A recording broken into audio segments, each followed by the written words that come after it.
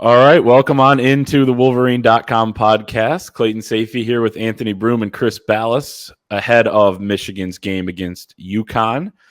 Third cupcake in a row. Before we get into Big Ten play, we get serious with Maryland next week. If you're watching on YouTube, make sure to drop a like, smash that like button if you think Michigan is going to win this weekend, and let's get this video to 500 likes. Appreciate everybody listening on the audio feed as well.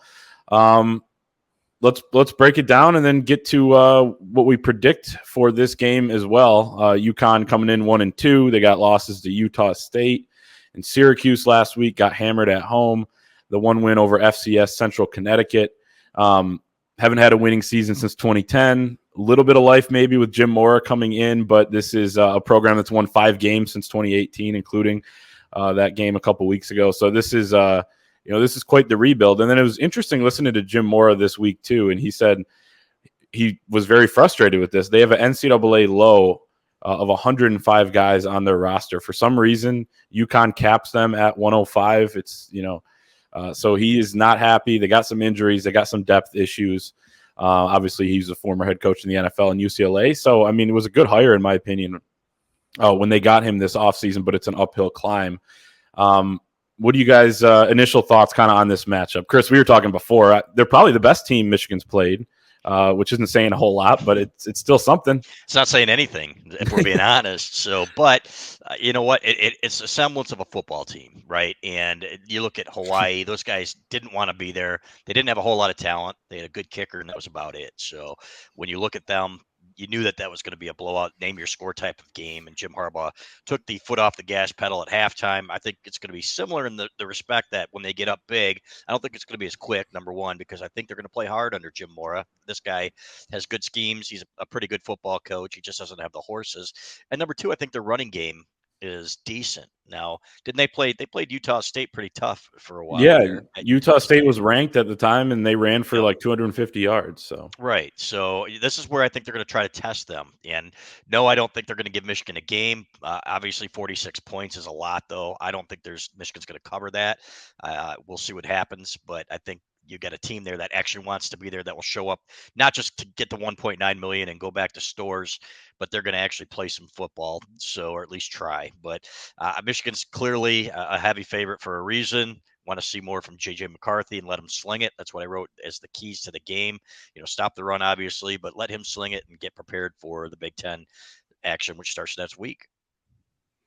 Yeah, initial thoughts for me are that I just want to see the most complete game that this team has played so far, as long as they decide to, keep the starters in. I would think everyone probably gets a little more run this week, because I don't know if you want to go into Maryland week having your starters only play 6.5 quarters over the span of 3 weeks. I mean, it keeps guys fresh and everything, but so I think that it will probably, I'm hoping it will be a game where they shore up some of the offensive line stuff. Probably don't see Donovan Edwards this week, but run game, efficient, pop a few big plays with Blake Corum, CJ Stokes. JJ McCarthy, I mean, he's not going to complete 93% of his passes all year, but you'd like to see him continue to, make quick, appropriate reads, get the ball out, protect the football, make big plays down the field with his arm and his legs. So, and then defensively, just keep smothering the other team. This is, I can't believe I'm even saying this, probably the best of the 3 teams that Michigan has seen so far, but still a bad football team, and I think a borderline name your score game. So, I don't know. I don't know how long these guys wind up playing. I don't know how sharp it looks, but I'm hoping that we see 3 weeks in a team that, again, you can only play the teams that are in front of you, and you should dominate all 3 of these teams. So to play clean, to play fast, and all that those are the biggest things I'll be looking for as we get into this game on Saturday. Yeah, I mean, at the very least, it'll give us more of a sample size of JJ McCarthy as a starting quarterback. Traffic cones last week, Anthony, it's just a great term that we'll continue to use probably. Well, maybe not with the schedule getting a little harder, but they get picked apart though in the passing game, and I think this will be a challenge for JJ McCarthy in one aspect. So, looking at some of the numbers, UConn blitzes a ton, 40.2% of passing downs, which is a lot. Michigan was blitzing a lot in that first game, and that was just over 30%. So They bring a lot of heat. They can't get pressure with 4. Talking to Mike Crispino, their play-by-play man, he was saying that's the biggest issue right now. Jim Moore is actually calling the defensive plays because Lou Spanos, their D coordinator, is on a leave of absence. Nobody really knows the story there, I guess. So he's calling the plays. He's calling a lot of blitzes right now. And it'll challenge J.J. McCarthy to, kind of know where that's coming from, know what his hot route is, things that, he's going to have to do throughout this season if he continues to be the starter, which, obviously we expect him to. So it'll challenge him in that aspect. But at the same time, they've been really bad against the pass. Syracuse tore him up last week to 300-something yards. So, he's going to have some opportunity for some big plays again, I think, and we'll probably see that. Yeah, I think so too, and I hope so. And let them sling it. You know what? We know they can run the ball. We know they've got that big offensive line. Those guys need a little bit more work up front in pass protection. They got a little lazy last week, and really in the first 2 weeks, it's been kind of disappointing given the competition. Now, when you're up 31 or whatever they were, just like that against Hawaii or 35, and you know what? There's a tendency. It's human nature to take a couple plays off or maybe not be as committed or concentrating as much. So I think that this will be a good test for them in that respect, and just let's let McCarthy sling it and keep him clean, obviously. And the one thing you can tell is when the ball is on the money. If there's a defensive back in the vicinity, there wasn't on a couple of passes against Hawaii, but there was on others where JJ McCarthy put the ball.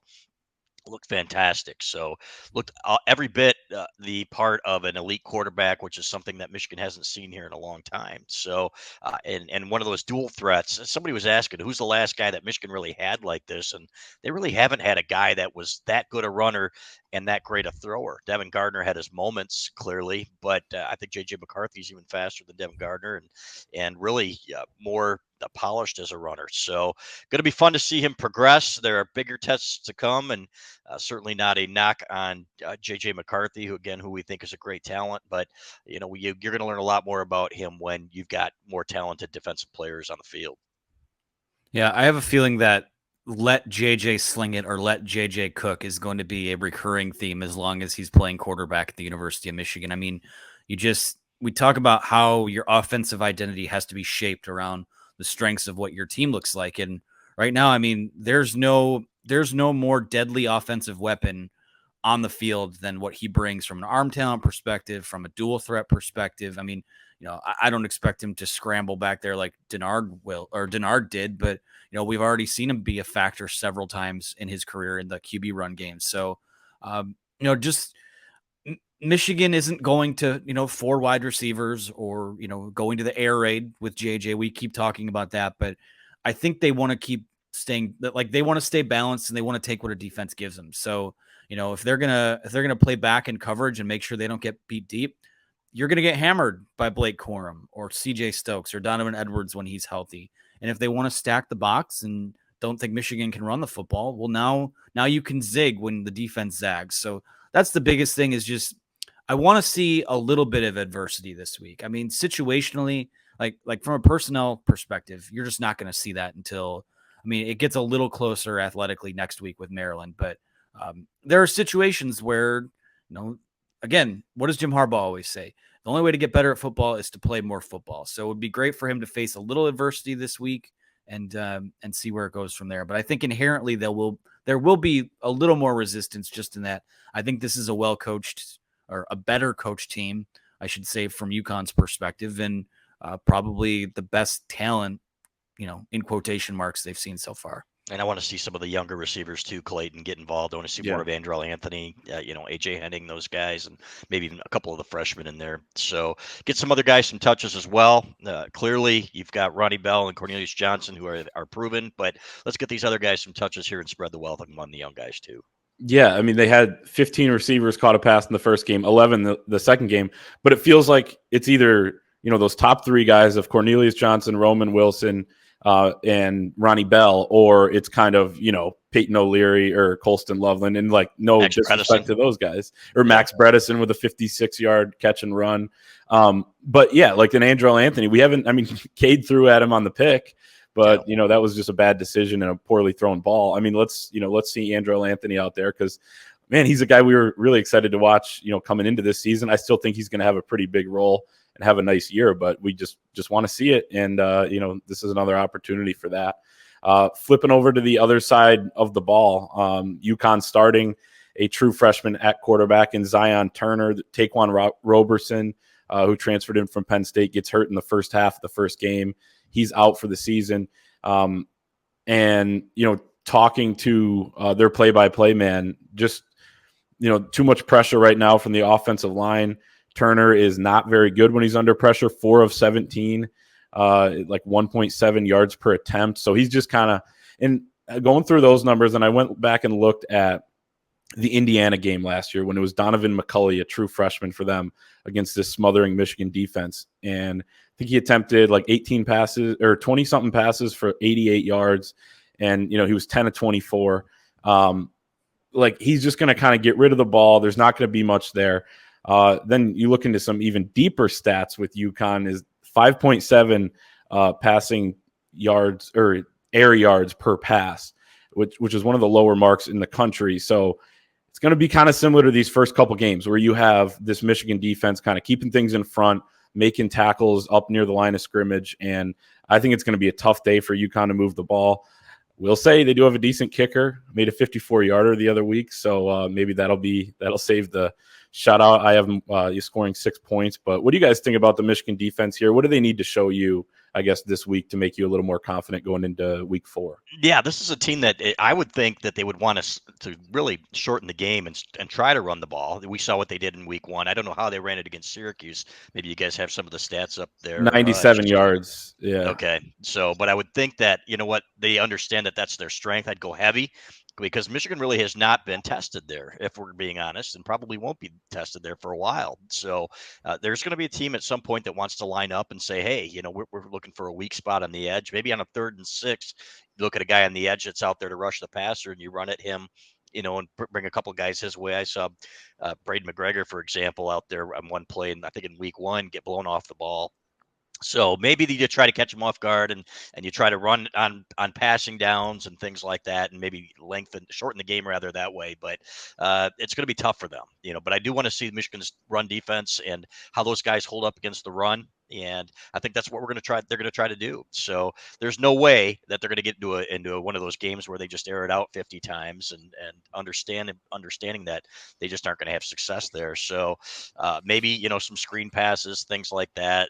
Michigan's done a really good job, though, recognizing things. They've got a very smart defense, guys like Mike Sainristil, who has been underrated, even though, not a whole lot of people other than the Michigan coaches talk about him, but that guy has been a difference maker so far. And again, we'll see what happens against better competition, but they've got a great, smart group of guys that plays very well together. Let's see how they do against the run when they try to smash it right at them. Yeah, I'd love to see him maybe post that elusive shutout. I mean, when you play 3 of the worst teams in the FBS, it seems like the conditions have been as good as they ever have been to get that first shutout since 2015. Again, that's so hard to do. I think that's what is also this little stretch of games is also, no matter who you play, it's still tough to do that, which makes what they did in 2015, where I think they shut out 3 teams in a row, was just so impressive, really historic, and something I don't know that we'll see for a while. But yeah, it's all the things, Chris, that you've mentioned. I want to see them. I'd like to see someone get a little physical with them, because neither of the teams that they've played in the first 2 weeks have added much in that regard. So UConn, again, I mean, this is still, let's not forget, like this was a program that has been what Hawaii is this year for several years in a row. So Jim Mora has his work cut out for him, but based on what I've seen so far, and I caught a little bit of their game in week 0, but this team plays hard. I can say that. I don't know how good they are. Their record is, at least they have a win on their resume, but you just want to see. I want to see adversity somewhere. I keep saying that, but you just don't know. I won't want this team to go to Iowa without having felt someone punch them in the mouth a little bit, is all. And maybe Maryland kind of catches them off guard next week. That's an offense that, we know they have a high octane passing game, but from a defensive perspective this week, I would love to see a performance similar to what they did against Colorado State, where you got to the court. I mean, they were quiet last week in terms of sacks, disruptive, but still quiet. Only 1 sack last week. I'd love to see a guy like Jalen Harrell have a good game for a third week in a row. I think right now he's probably easily in that top 3 or 4 in terms of the guys that have been most impressive to me in these first couple games here. That, and how does Ayabe, is Ayabe Okoye, is that his name now? He's still a Noma on the roster, but I'd love to see him continue to get to the quarterback. Things like that. I think the guys on the back end have held up pretty well. DJ Turner had a pretty bad whiff on a missed tackle last week, but I have no questions about what he brings to the table. Just growth and how you respond to getting pushed around a little bit. And that's probably not something we're going to find out for a couple weeks, but would love to see just a little bit of that in Saturday's game. It's bad when you're looking forward to Maryland for that, guys. Right? But hey, that is what it is. And it's kind of a double-edged sword too, because it's like, if they do face that adversity, which may be good for them, then we're all going to be saying, well, why didn't they do this? Or, how did they let UConn do that? So it's kind of one of those things. I know what you mean. It kind of needs to happen naturally, like we saw it last season. Michigan didn't trail in a game until Nebraska. Wisconsin had them close, so it was kind of, that was kind of the first time where we had to, they had to turn it up and really, turn it on there to win a game on the road. So I don't know if we're going to get that. I think we might see some of it out of Maryland next week, but with that offense, and maybe they get down 7-0 or 14-7, and you have to kind of, answer drives and things like that. Number one thing I'll continue to look for from the Michigan defense will just be the pass rush still. So the first week it was 7 sacks, but then you look at Colorado State last week and they allowed 9 sacks. And then you look at Michigan, and Mike Elston talked about it last week, even coming off that performance, which I was a little surprised at the time. But then you watch them against Hawaii, and I know they're getting the ball out quick, but he still wants to see more pass rush from just the guys up front, not necessarily having to bring the blitz.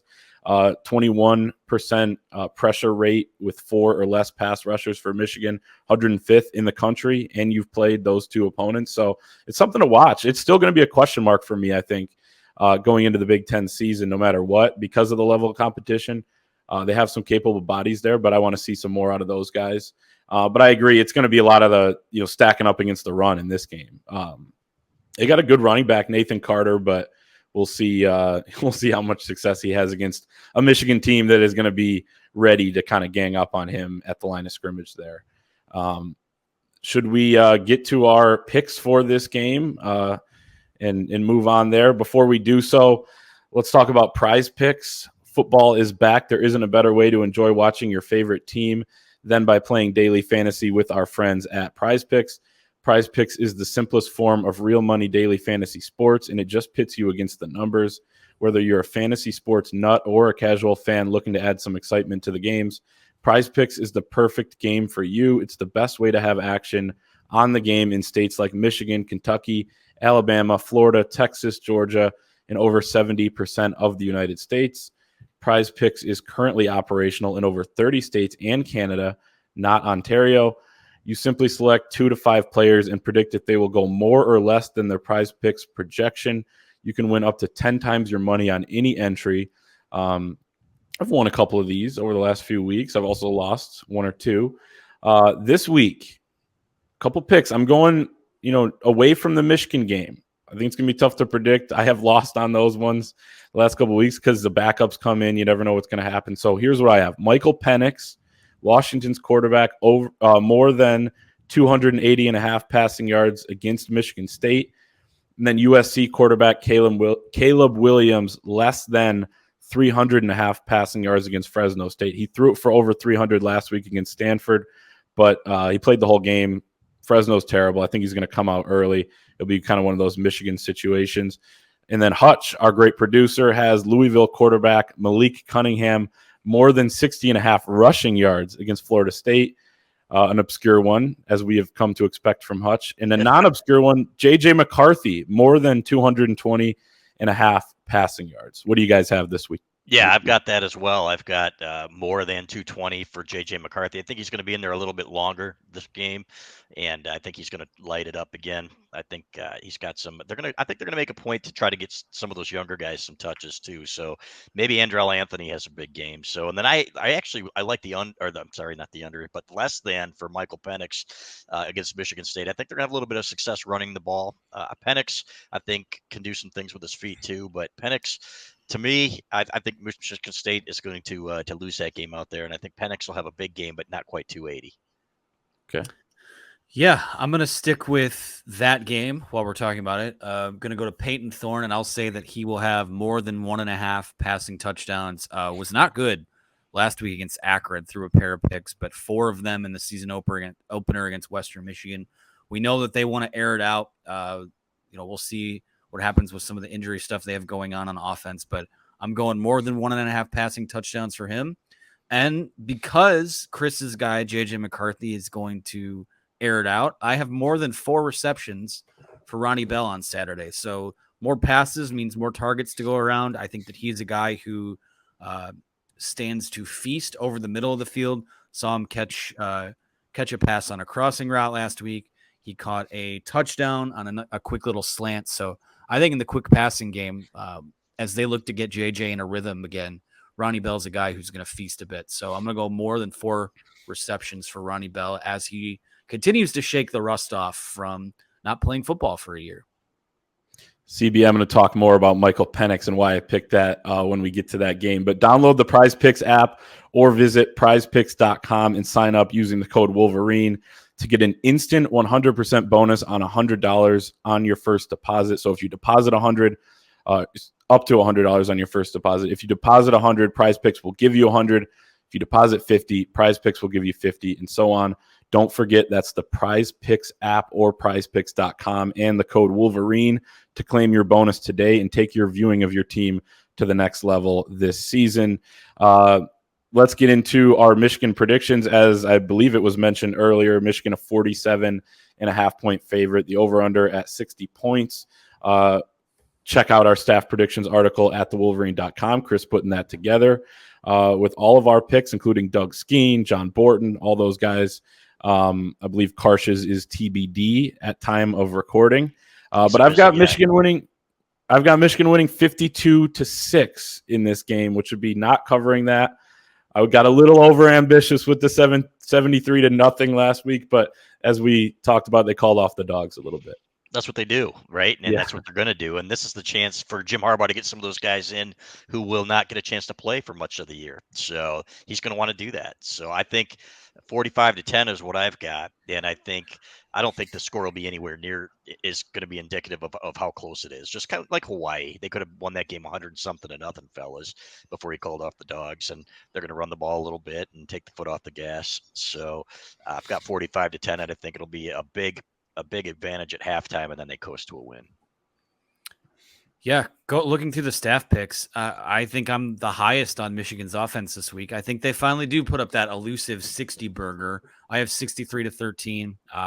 Most of their damage, again, will be done in the first half. I think it will look sharp. It will look decisive again. And then late, when you get the guys that we might not see for several weeks or at all the rest of the season, once they get in there, UConn probably has a little success running the football. But yeah, that's what I'm going with. I think JJ throws another 3 touchdowns. I think the defense racks up a nice amount of turnovers. I feel like I've been predicting that for a couple weeks and haven't quite seen it yet. I think they'll have their way with 3 touchdown passes from JJ, 3 turnovers from the Michigan defense, and a 63-13 win. Okay.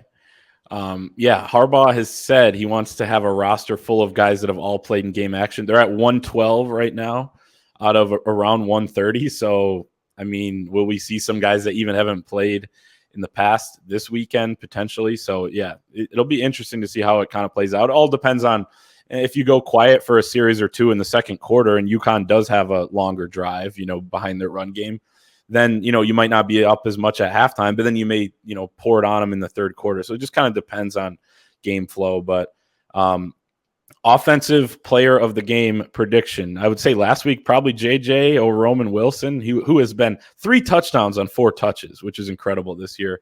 Good for him for getting in the end zone a couple times against Hawaii. Something tells me Andrell Anthony is going to have a big game. Chris, I know you've talked about it too and wrote that. I'm going to go Blake Corum. I think he is finally going to break one of those long touchdown runs. But I do think somebody else in the past game is going to step up outside of the guys we've seen so far. I think McCarthy's the guy again. Yeah. I think he's going to take it to another level. Maybe not another level. When you go 11-12, and the one that you've had that you missed was a drop. This kid, I think we're going to see some things with him in the run game a little bit more as well. So expect another huge game from him. Yeah, JJ's the easy one. I'm going to go off the board a little bit, though, because I like to be bold and different. I'm going to go with CJ Stokes. He's going to get an extended opportunity with presumably Donovan Edwards on the shelf this week, we think. Yeah, how about a couple rushing touchdowns for him, and he busts off a big run as well. So there's one off the board for you. Let's be clear, though. Edwards should be back, guys, for Maryland, from what we're hearing, just for anybody who was interested. So he may even decide to play this weekend. I would think that they'd like to hold him out, but Donovan Edwards is a competitor. For sure. Defensive. Tough one here because I think the defense is going to do a lot of good things against this offense. I keep thinking turnovers. Steve Klinkscale says he's seeing more in practice and that they're going to start coming. It goes back to Jim Harbaugh's theory, which I find hilarious on, I believe, turnovers and other things, certain things. It's like an olive jar where once, you turn it over, it's like nothing comes out. But once one comes out, they start flowing out.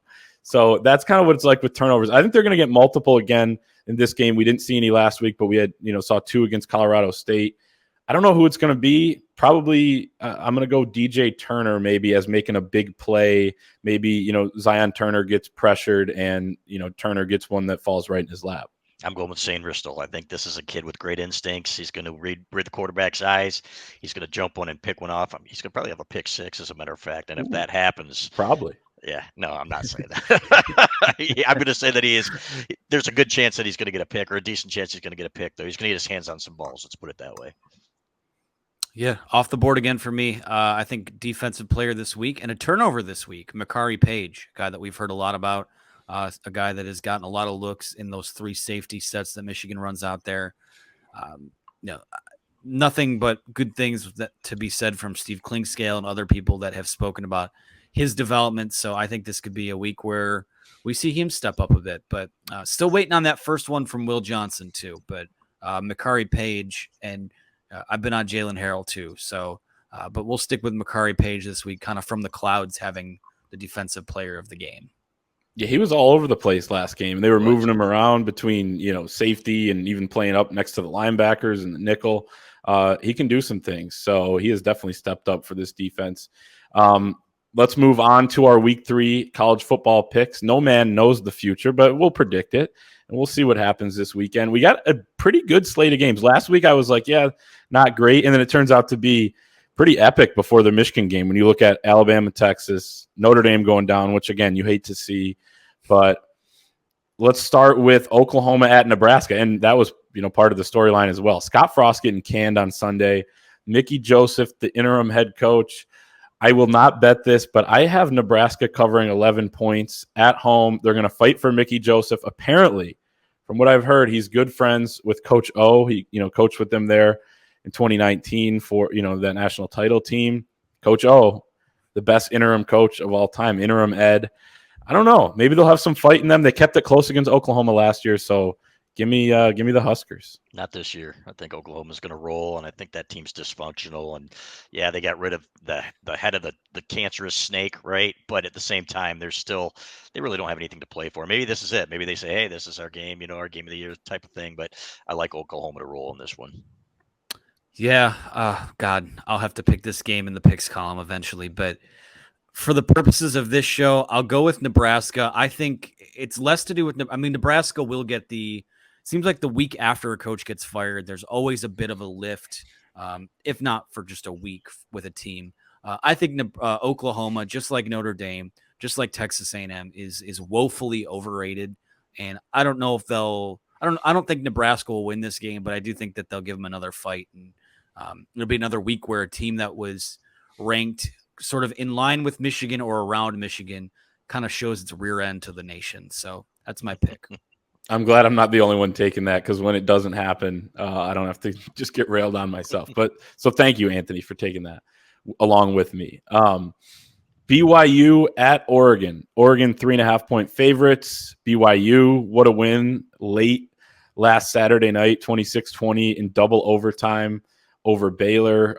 Oregon kind of reset after that Georgia loss, that Georgia drubbing, 70-14 win over Eastern Washington.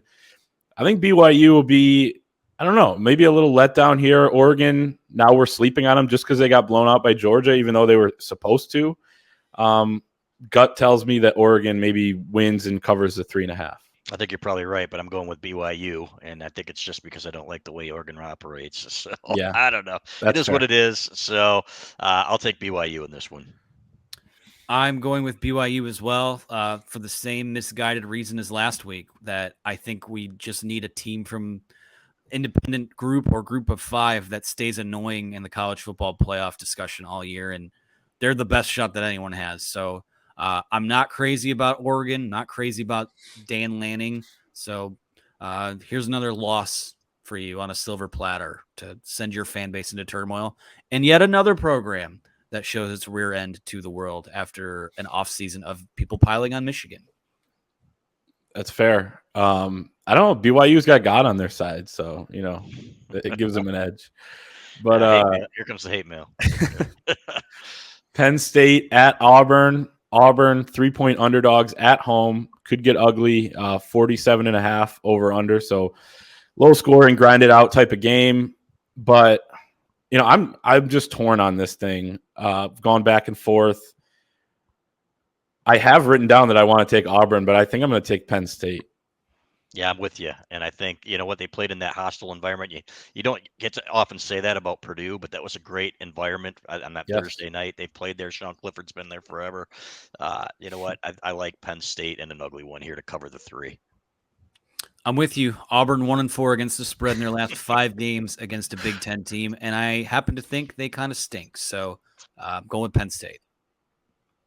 Then the big one, the primetime matchup, Michigan State at Washington. Washington favored by 3 points, over under 56.5. I have no clue what's going to happen in this game. Usually I would take the points when that's the case, but I did a little bit of research on this game, and this goes into my PrizePicks prediction of Michael Penix. So against Michigan State in his career, 286 yards and 320 yards in his 2 games, 5 total touchdowns, 2 interceptions, 1-1 in those games, Indiana. But it's kind of Indiana West a little bit with Kalen DeBoer as the head coach, who was the offensive coordinator with Penix there at Indiana. Nick Sheridan is the tight ends coach, coordinated the offense for Indiana last year. So they've got some familiarity a little bit with Michigan State.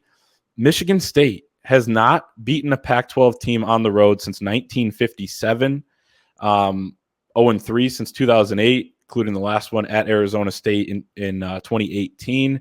They're 1-2 all-time against Washington. Give me the Huskies. Yeah, I agree. And this is not really a Michigan State thing. It's a Big Ten thing going out west and playing out there. It generally doesn't end well. Look at Michigan, at Oregon. We can go right down the list. At Washington, So I think Michigan State's going to get beat. I think Washington is going to. I think Penix is going to be right around that 280 mark. And I like the Huskies in this one.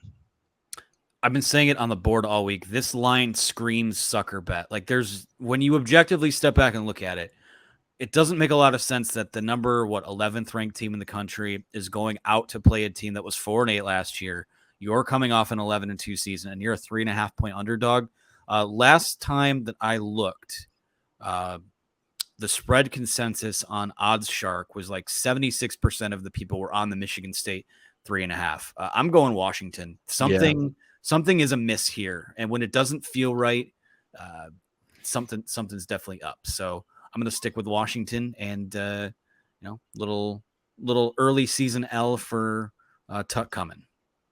Yeah, and Michigan State has some tough games coming up. Wisconsin, Ohio State, Michigan, all in a row.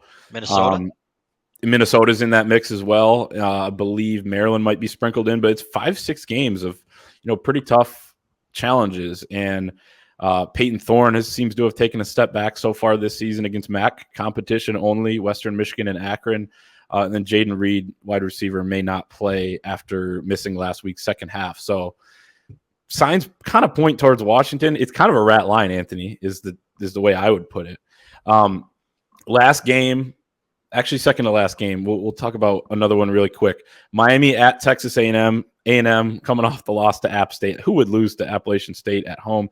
They're 6-point favorites. A&M's offense is terrible. Miami hasn't really played anyone. I got Miami, I think losing close in this game, so I'll take them with the points. Yeah, I'll go with that too. I don't know. I haven't researched it, but that sounds good to me. Same. Okay. Gosh, Josh Gaddis, man. Gaddis versus Jimbo Fisher Bowl. I'm gonna go with I'm gonna go with Texas A&M. I think that's a team that is gonna figure it out, and I don't think Miami's very good either, despite their new offensive coordinator. So Texas A&M. Josh Gaddis hater, Anthony Broom. Cal at Notre Dame is the one. We have to mention Cal at Notre Dame for the sheer reason of just Notre Dame. If people forgot by now, they lost to Marshall last week. Marcus Freeman 0-3 as a head coach. Hate to pile on, but I don't really have a pick necessarily. I think Notre Dame may win and cover, but just a quick reminder that they lost. Yeah, I like Notre Dame to cover it. They'll bounce back, and you know what, Drew Pine. You can't bet against Drew Pine. That's what they say. Yeah. I don't think Cal's very good. So, yeah, they can't start 0-3, can they? Like it can't. It could. Be wonderful, but Doug Skeen would love it. Yeah, Skeen was probably loving that last week for sure. Doubt. Okay, that's going to be our show. Michigan, UConn, noon on Saturday. Stay tuned for all things Michigan at thewolverine.com. All your coverage. We got our staff predictions up. Inside the Fort coming on Friday. So $1 gets you an entire year of coverage there, premium access. So join us there. Drop a like if you're watching on YouTube. Get this thing to 500 likes, and we'll see everyone next time.